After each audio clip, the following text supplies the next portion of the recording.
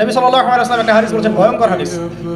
কিয়ামতের মাঠে এই যে একটা অবস্থা বললাম, সবাই নবীদের দ্বারস্থ হবে, ঠিক এরকমই আদম আলাইহিস সালামকে আল্লাহ পাক ডাকবেন, ডেকে বলবেন তোমার সন্তানদের মধ্য থেকে জাহান্নামীদেরকে আলাদা করে দাও। আদম আলাইহিস সালাম বলবেন যে ইয়া আল্লাহ, কতজনকে আলাদা করে দিব? আল্লাহ পাক বলবেন প্রত্যেক হাজারে 999 জনকে জাহান্নামের জন্য আলাদা করো। চিন্তা করতে পারলেন? প্রত্যেক হাজারে 999 জনকে জাহান্নামের জন্য আলাদা করা হবে। হাদিসটা শোনার সাথে সাথেই সাহাবায়ে কেরাম রাদিয়াল্লাহু আনহু চোখ দিয়ে পানি ঝরঝর করে পড়তো। তখন নবী সাল্লাল্লাহু আলাইহি ওয়াসাল্লাম তাদেরকে বললেন যে তোমরা দুশ্চিন্তাগ্রস্ত হও না, কারণ জান্নাতে যারা যাবে তাদের মধ্যে আমার উম্মতের সংখ্যাই বেশি হবে।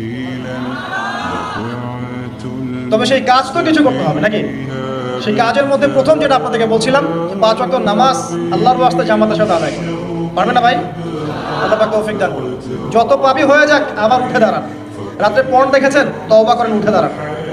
আপনার গার্লফ্রেন্ডের সাথে জেনা করেছেন, তওবা করে ফিরে আসেন। মাদক সেবন করেছেন, ইনস্ট্যান্ট তওবা করে ফিরে আসেন। কারো ক্ষতি করেছেন, তওবা করে ফিরে আসেন। মানে আপনি নামাজটা ছাড়েন না। মানুষ আল্লাহর পথে চলতে গেলে সবসময় একই গতিতে চলতে পারে না। আল ঈমান ইয়াজিদু ফিত তাআ ওয়া ইয়ানকুসু ফিল মাসিয়া। বলা হয় ঈমান হচ্ছে আনুগত্য বৃদ্ধি পায় আর আল্লাহর অবাধ্যতায় কমে যায়। আল্লাহর পথে চলতে গেলে হোঁচট খায় মানুষ। অনেক সময় দেখা যায় যে খুব ভালো আমল করছি, মনে হচ্ছে আমি খুব ভালো লেভেলে আছি, ঠিক ওই সময় দেখবেন একটা ভুল হয়ে গেছে। এটা হয় না? বা স্লিপ করে না মাঝে মাঝে?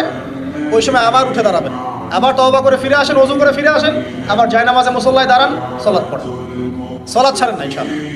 কারণ নবী সাল্লাল্লাহু আলাইহি ওয়াসাল্লাম বলেছেন, লা তাতরুকান্না সালাহ ইয়া মুআজ, হে মুআজ রাদিয়াল্লাহু আনহু, কখনোই সালাত ছেড়ে দিও না।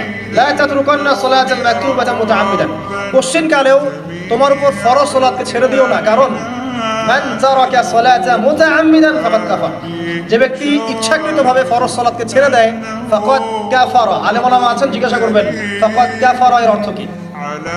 যে ব্যক্তি ইচ্ছাকৃতভাবে ফরজ নামাজকে ছেড়ে দেয়, সে ব্যক্তি যেন কুফরি করলো। বরেণ্য আলেমরা বলেছেন ইসলামের লিস্ট থেকে নাম কাটা পড়ে গেল যতক্ষণ সে তওবা করে ফিরে আসছে।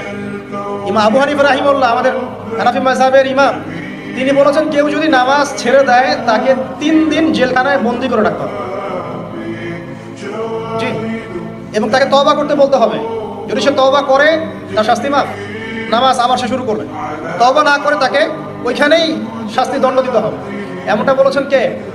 আমাদের ইমাম, সবচেয়ে নরম ফতোয়া এটা। আর আরো যারা ইমাম ছিলেন, ইমাম আহমেদ বিন হাম্বল রাহিমাহুল্লাহ, ইমাম শাফিঈ, ইমাম মালিক, তারা বলেছেন নামাজ যদি ছেড়ে দেয় এবং নামাজটাকে অস্বীকার করে, নামাজ ইসলামের অংশ বলে মনে করে না, ওকে হত্যা করতে হবে।